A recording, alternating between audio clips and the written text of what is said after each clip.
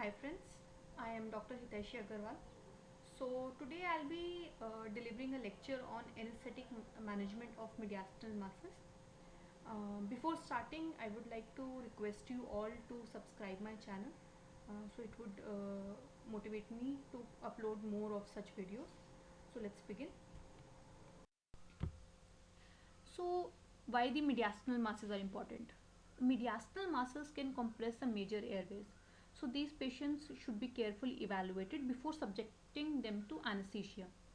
Even the asymptomatic patients can land up with the cardiovascular collapse and the acute airway obstruction at the time of induction or maybe after induction of anesthesia. So these patients need to be evaluated properly and the risk assessment should be done. Plus a plan of anesthetic management need to be prepared. So starting with the anatomy, the mediastinum it extends superiorly to the thoracic inlet and the root of the neck and inferiorly to the diaphragm, bounded laterally by the adjacent mediastinal parietal pleura.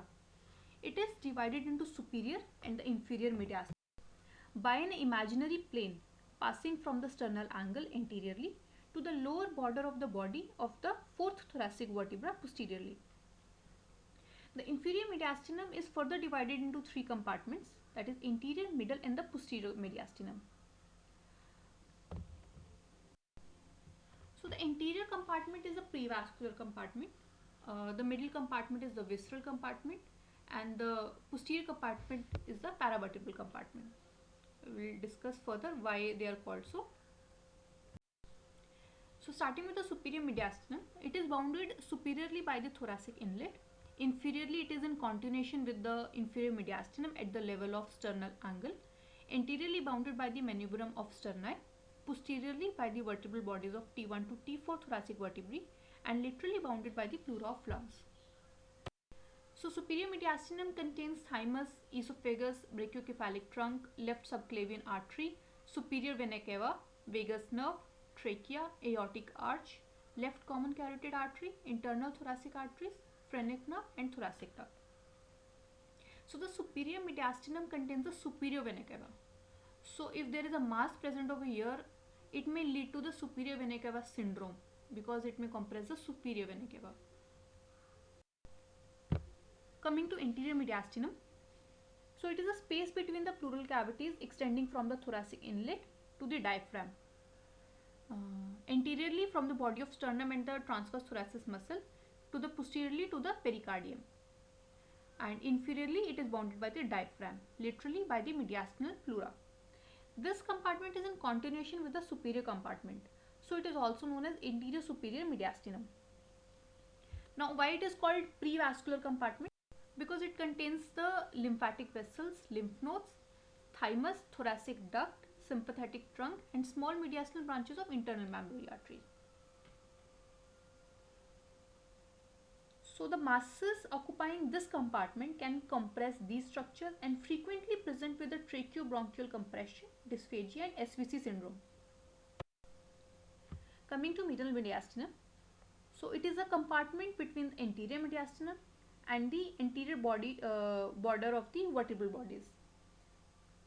So anteriorly it is bounded by the anterior margin of the pericardium, posteriorly by the posterior border of fibrous pericardium, superiorly by the arbitrary plane which passing horizontally and posteriorly from the manubrium sternal joint to the inferior border of the T4 vertebra and inferiorly bounded by the diaphragm.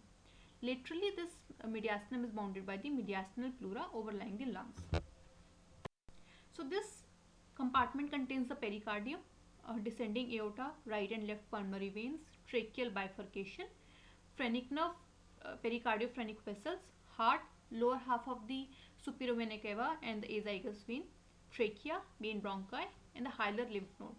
So this compartment has a major chunk because it has heart and the major blood vessels related to the heart. So if a mass is present in this compartment, it can lead to the cardiovascular collapse. Because trachea and the main bronchi are present in this compartment, so a mass in this compartment can lead to the acute airway obstruction as well. So this compartment is the visceral compartment. Coming to the posterior compartment. So this compartment is bounded anteriorly by the pericardium, posteriorly by the T5 to T12 vertebras. Uh, on top, it is bounded by the imaginary line extending between the sternal angle and the T4 vertebra, and floor is covered by the diaphragm. Literally, by it is covered by the mediastinal pleura. So this compartment is a bilateral compartment actually, and it projects on either side of the vertebral column. So it rarely, a mass in this compartment rarely causes airway problems. They predominantly produce effects on the spinal cord.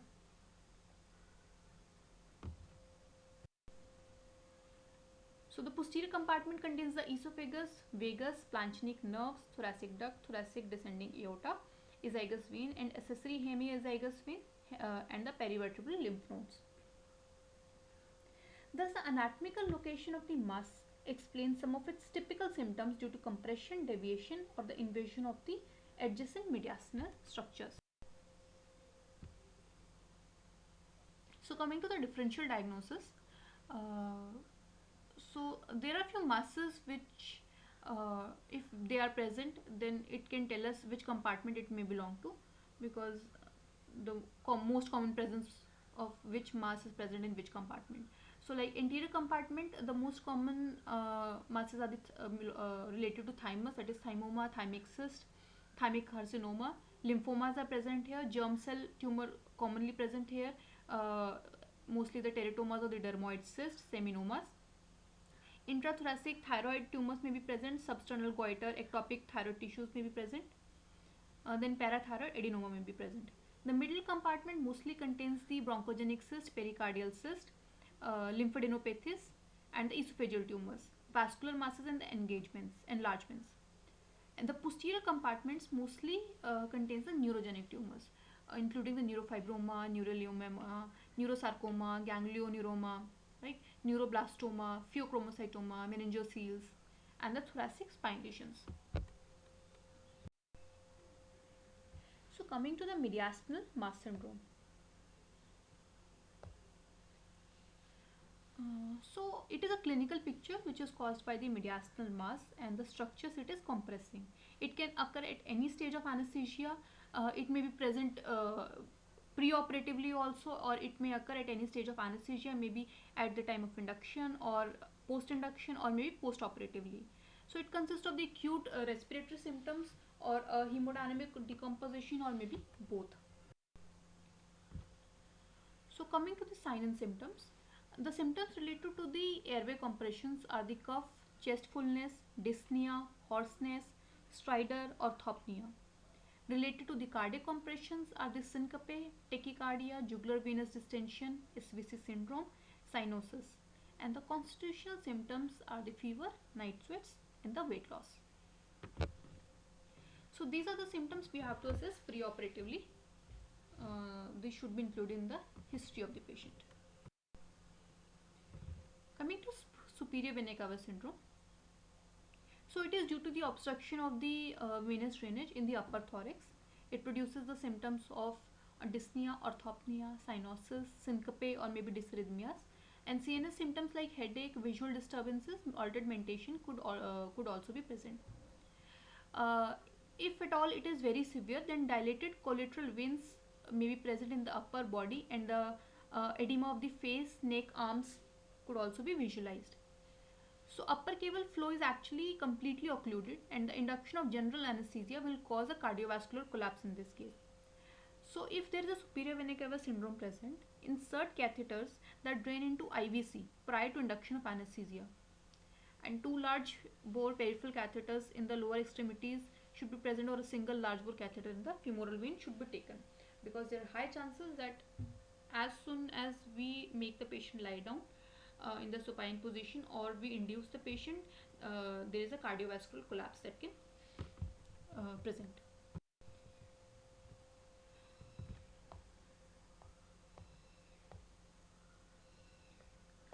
So coming to the why the symptoms appear, or maybe there is cardiovascular collapse or acute airway obstruction when we make the patient lie down or we induce the patient. So in the supine position, First of all, there is a decrease in functional residual capacity of the patient. Uh, Lung volume is reduced by about 500 to 1500 ml under GA, also due to increased abdominal muscle tone and decreased inspiratory muscle tone. Secondly, there is reduction in the transthoracic diameter of the thorax.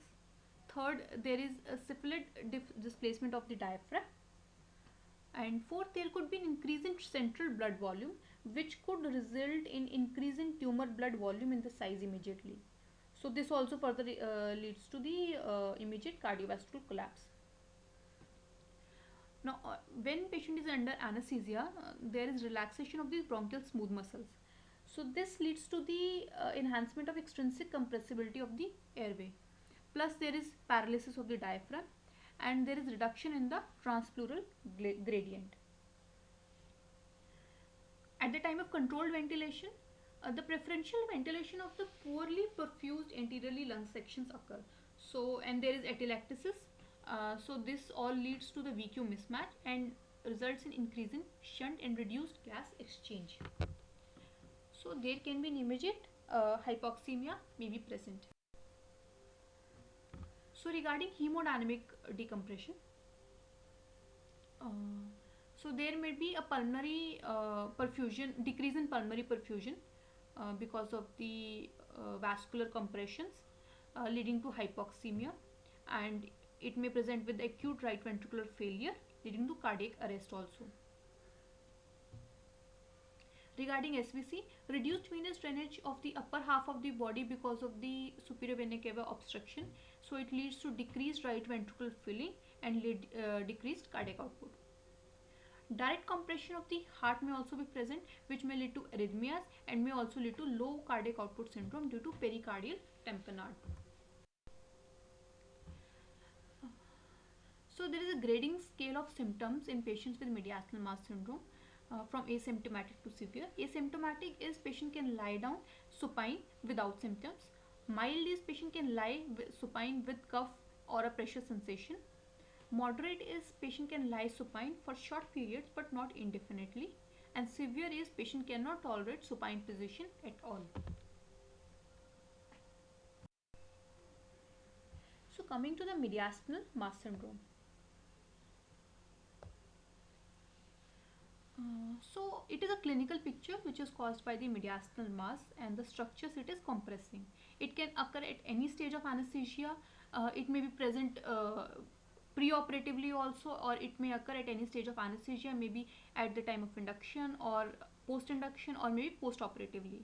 So it consists of the acute respiratory symptoms or hemodynamic decomposition or maybe both.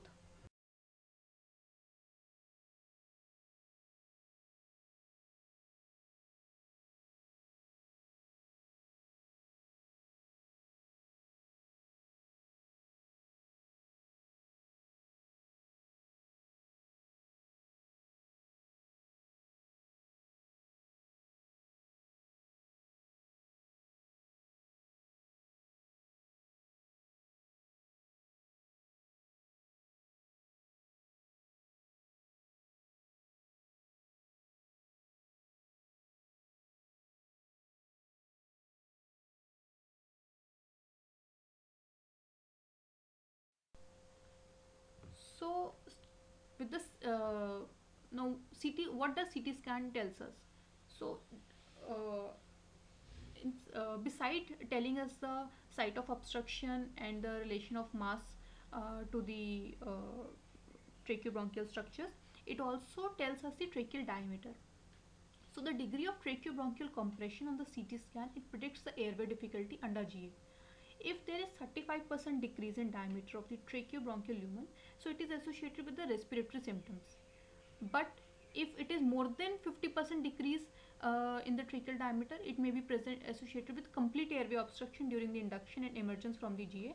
So this helps us to plan if patient should be taken under the local anesthesia to take the biopsy first, or how we should induce the patient with the fiber optic, awake fiber optic, or with the IV induction or with the inhalational induction. Similarly, the tracheal cross-section area, it tells us about the airway obstruction. So Griscom in the world described a formula to calculate a tracheal area, which is age in years divided by 9 plus 0.35 centimeter squares for boys and girls up to the age of 14 years. So the patients with 50% or more a reduction of the tracheal cross-sectional area should have their femoral vessels cannulated under local anesthesia prior to induction of the general anesthesia, and the cardiopulmonary bypass should be primed and should be kept ready in case there is an acute airway obstruction at the time of induction, and so to prevent the hypoxemia and to prevent the time taken to cannulate the femoral vessel, we can immediately go on the bypass. So CT scan also tells us about the mediastinal thoracic ratio. It compares the size of mediastinal mass with the thoracic diameter. So if the MTR is more than 50%, there is high risk of preoperative complications. It also tells us about the mediastinal mass ratio. So it tells the maximal width of the mediastinal mass relative to the maximum width of the mediastinum. So so it is further categorized into small, medium and large. If the MMR is less than 30%, then it is small. If it is between 31 to 41%, it is medium, and if it is more than 45%, it is large. So if it is in the large category, MMR is more than 45%, it predicts the high risk of preoperative complications and also tells us about the acute airway obstruction which may present at the time of induction. However, MMR is not regarded as a true predictor of respiratory complications.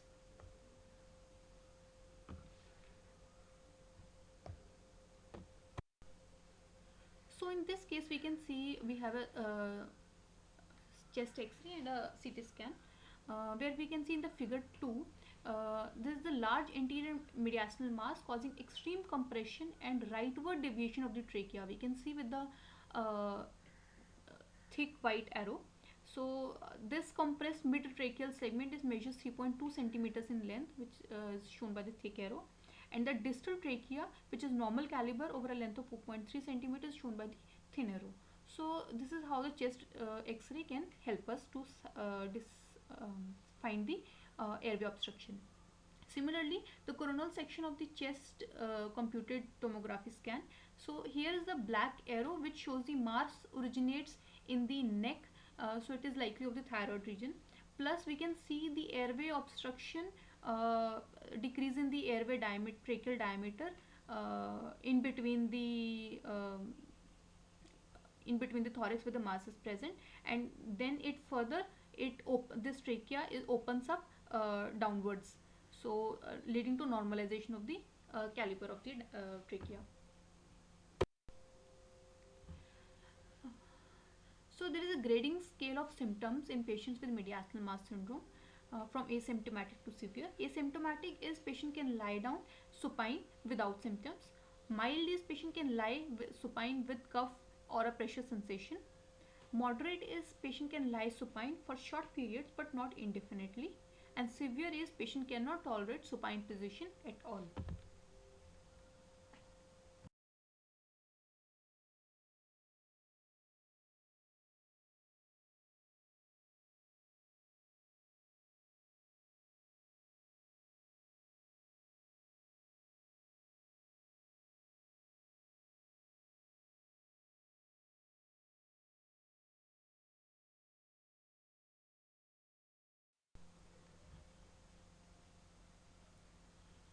So regarding the dynamic examination techniques, these can assist in direct visual assessment of the obstruction and predicts possible respiratory decompensation under anesthesia or with alteration of the position.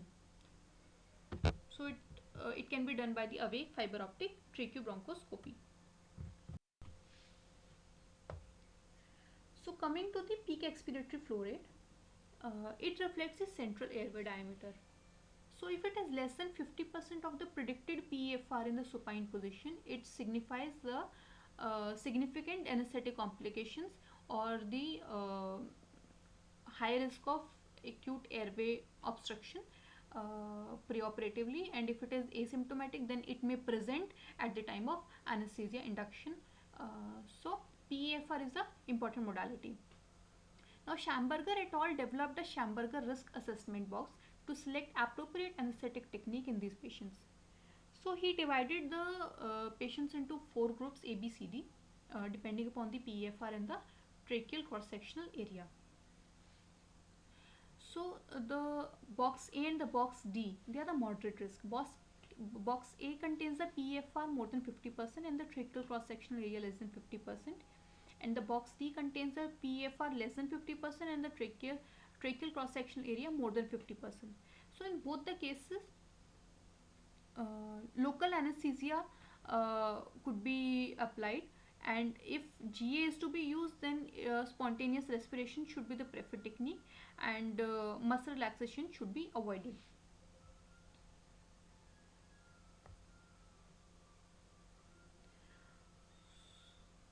Whereas in patients in section B, where the PFR is more than 50 and tracheal cross-sectional area is more than 50%, so these patients have low risk and can receive GA without any complications.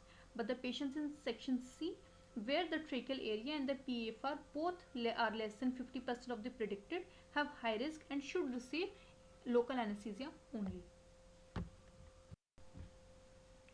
So CT scan also tells us about the mediastinal thoracic ratio. It compares the size of mediastinal mass with the thoracic diameter. So if the MTR is more than 50%, there is high risk of preoperative complications. It also tells us about the mediastinal mass ratio. So it tells the maximal width of the mediastinal mass relative to the maximum width of the mediastinum. So it is further categorized into small, medium and large. If the MMR is less than 30%, then it is small. If it is between 31 to 41%, it is medium, and if it is more than 45%, it is large. So if it is in the large category, MMR is more than 45%, it predicts a high risk of preoperative complications. And also, so these patients with the mediastinal masses, they present to the anesthesiologist for performing the various type of procedures, maybe for the diagnostic purpose or maybe for the therapeutic purpose. So the diagnostic purpose, the various surgical approaches are used: percutaneous CT guided needle biopsy, anterior mediastinotomy, and anterior mediastinoscopy, and endobronchial ultrasound guided transbronchial needle aspiration. For the therapeutic purpose, a sternotomy, thoracotomy, cervical mediastinoscopy, anterior mediastinoscopy, and video assisted thoracoscopic surgeries could be done. So the anesthesiologist should always be prepared to deal with an emergency even in patients who have no symptoms or evidence of airway obstruction. Because as we discussed earlier, the general anesthesia induction, it exaggerates the extrinsic airway compression by various mechanisms, and there could be major hemodynamic collapse and the acute airway obstruction. So the risk stratification is to be done depending on the sign and symptoms. So if there is no radiographic airway compression and no cardiovascular compression and no symptoms are present, it is a low risk. If there is a mild compression less than 70% and no bronchial compression plus mild to moderate postural symptoms are present, then it is intermediate risk. And if the tracheal compression is more than 70%, tracheal cross-sectional area is less than 70% with the bronchial compression, there is a great vessel compression and the tamponade, physiologically on echo, orthopnea is present, a stridor or cyanosis may be present, then it is a high risk group. So there is a grading scale of symptoms in patients with mediastinal mass syndrome, from asymptomatic to severe. Asymptomatic is patient can lie down supine without symptoms. Mild is patient can lie supine with cough or a pressure sensation. Moderate is patient can lie supine for short periods but not indefinitely. And severe is patient cannot tolerate supine position at all.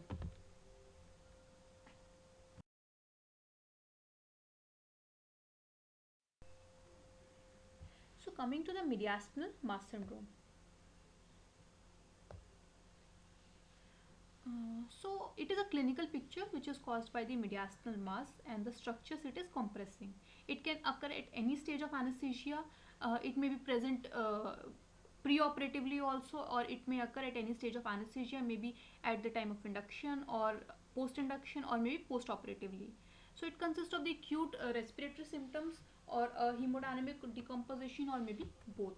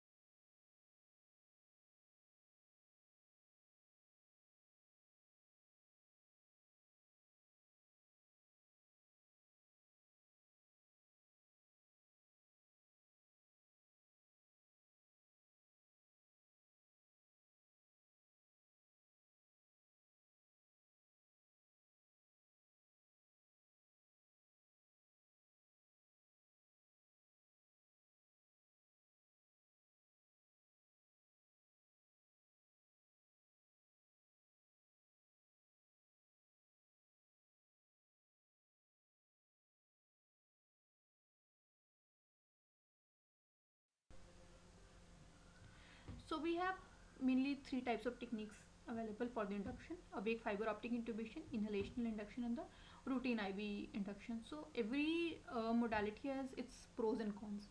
The awake fiber optic intubation, it allows the assessment of the level and the degree of tracheobronchial compression. So it is an advantage to us. Least obstructed bronchus can be identified, and it is the safest technique for airway management, and it is most reversible technique. However, the inhalation induction can actually precipitate the airway obstruction. So, aborting a semi-obstructed inhalation induction mid-course is very potentially difficult and hazardous also. And there is likelihood of supraglottic airway, upper airway obstruction also. With the IV induction, if patient has no clinical or radiological evidence of airway or cardiovascular compression from a small mediastinal mass, then it can be used. But extra care need to be done, especially in children's asymptomatic or minimal symptomatic patients. Maintenance of spontaneous ventilation should be our first priority in any modality, and muscle relaxants, if needed to be given, should be given with a short duration of action. Example, succinylcholine.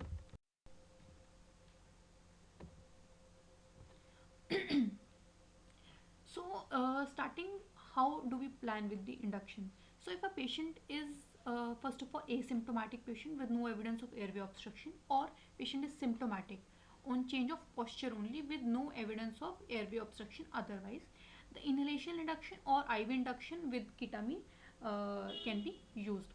Assess the airway by bag and mask ventilation. Use short acting muscle relaxant initially, example succinylcholine, and if everything goes okay, then only you can give the long acting muscle relaxation, and then intubation need to be done. But if the patient is symptomatic patient with a definite evidence of airway obstruction on CT, MRI or bronchoscopy, then we have to see the obstruction is in the trachea or the lower airway obstruction, and we should plan the biopsy under LA before going for the surgery. And pre-treatment with the chemotherapy or the radiotherapy can be done, or a cystic aspiration, cystic lesions could be done. Then we reassess the patients. If there is improvement, then we treat this patient like an asymptomatic patient, that is we can use the inhalational or the IV technique, but consider alternative means also, such as femoral bypass and others in lower airway obstruction. But if there is no improvement or a partial improvement is there, then if the obstruction is in the level of the trachea, then awake fiber optic bronchoscopy under LA could be done. Intubation is to be done beyond the obstruction with the reinforced tube or an armored tube or a microlaryngeal tube. And if bronchoscope is not available, then use spontaneous ventilation for induction and give short acting muscle relaxant with care. If the obstruction is in the lower airway, then make arrangements for the oxygenation by alternate means, such as femoral cardiopulmonary bypass before induction. A standby cardiopulmonary bypass should always be present. Helium oxygen mixture should be present, which could help us with the resistance in the airways. And use long endotracheal tubes in adults and microlaryngeal tube in children. So, this we have discussed already. If intubation distal to the tracheobronchial obstruction is not possible, then distal jet ventilation catheter could be used via proximal intubated trachea and a rigid bronchoscopy. So, coming to the management of intraoperative complications. So, the acute airway obstruction is the most common and the most feared complication. So, how do we manage the acute airway obstruction?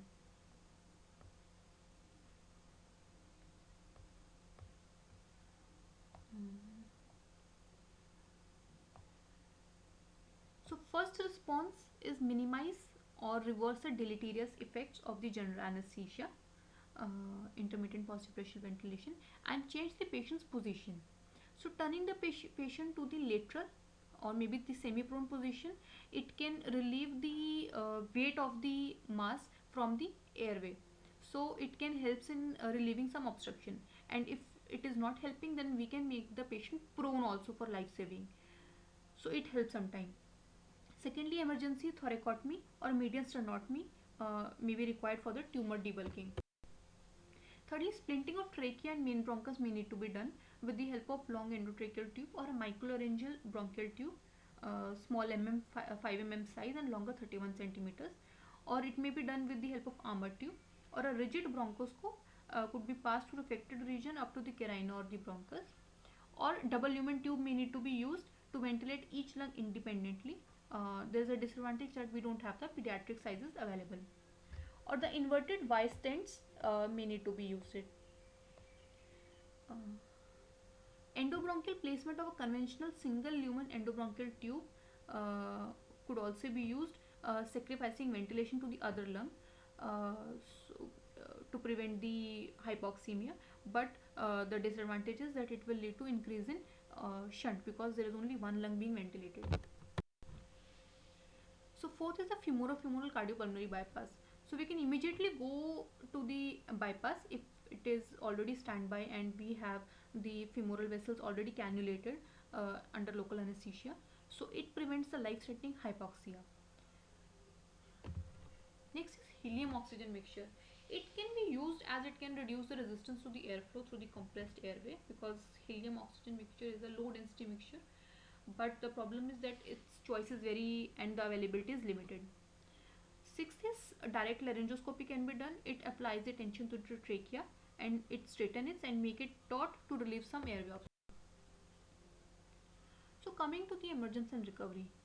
Final bronchoscopy should always be done to assess the airway patency and the continuity following resection of an adjacent or adherent mass, to perform suction and lavage under direct vision in patients who have excessive airway secretions. Secondly, airway obstructions, even after the removal of the mass, should be assessed. Glottic edema may be present, post-op stridor could be present, so this should be assessed. Extubation can only be done if patient is completely awake and obeying commands, with full recovery of muscle strength. Secondly, the planned post-operative ventilation could be done in case of phrenic nerve involvement, or it may be if it may be a long procedure or their associated comorbidities. So, this we have discussed already. If intubation distal to the tracheobronchial obstruction is not possible, then distal jet ventilation catheter could be used via proximal intubated trachea and a rigid bronchoscopy.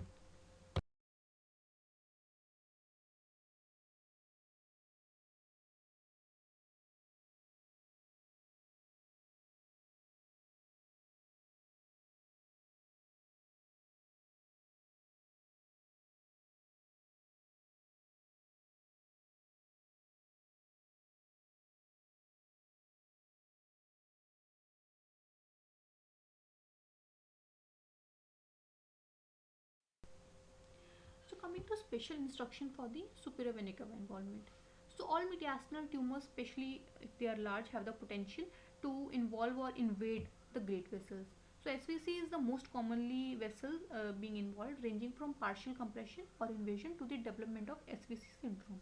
So detailed pre-operative and the operative planning is required, and first of all is the history of the patient before taking up the patient for the surgery.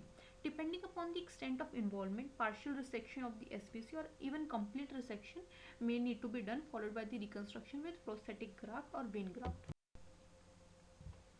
So coming to the management of intraoperative complications. So the acute airway obstruction is the most common and the most feared complication. So how do we manage the acute airway obstruction?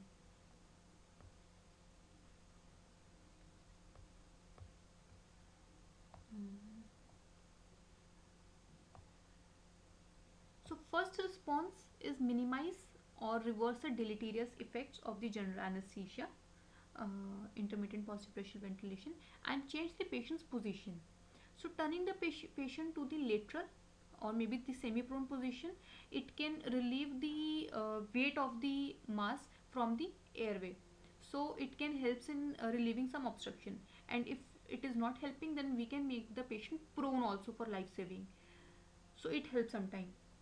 Secondly, emergency thoracotomy or median sternotomy may be required for the tumor debulking. So, what we conclude with the whole lecture is airway obstruction is the most common and the feared complication in the patients with the anterior mediastinal mass under anesthesia, with the muscle relaxant and the intermittent positive pressure ventilation, because of the extrinsic airway compression enhancement with the general anesthesia. Symptomatic as well as asymptomatic patients can develop fatal airway obstruction. So the preoperative anesthetic plan should be present for all the patients, even if the patient is asymptomatic. At risk of airway obstruction should be identified by the respiratory symptoms. PFTs and upright and supine positions could be done. Radiological evaluations could help us. Pre-treatment with the radiotherapy and the chemotherapy and cystic aspiration may attempt to shrink the tumor size. And the spontaneous ventilation, it should be the preferred technique during induction of anesthesia, uh, e- either with the awake fiber optic or with the inhalational or with the IV induction. And preparedness should be there to restore the airway, and oxygenation is a key to success. So that's all for the today's lecture. I hope you like it. So we'll see you later. I'll see you later. Thank you.